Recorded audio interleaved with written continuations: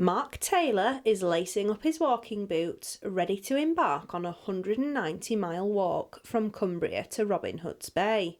He's raising money for two charities close to his heart, following the loss of his son Adam, who had cerebral palsy and died 10 years ago.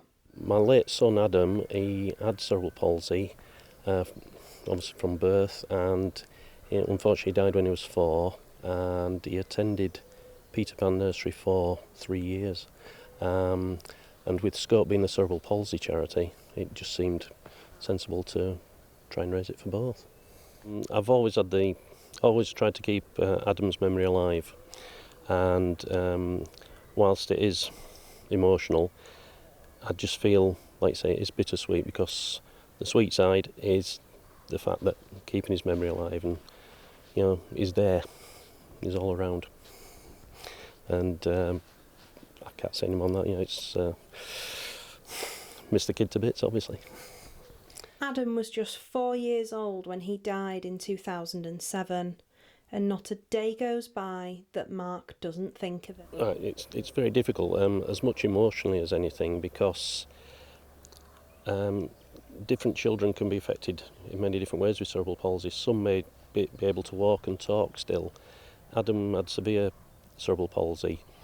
He couldn't really talk, and he would never probably have walked. So you didn't have like when you have a normal child, the running round after them.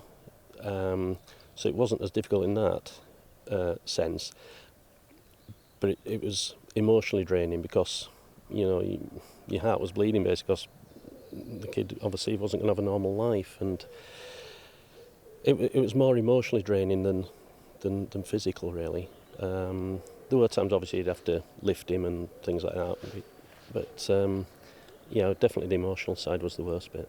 We were actually told that he'd should have a normal lifespan, really, but because he couldn't move about, he was more prone to infections, because when you move about, your body can help get rid of infection. And he did get a chest infection about a month before. He then caught chickenpox, which led to him unfortunately dying from pneumonitis, where his lungs filled up.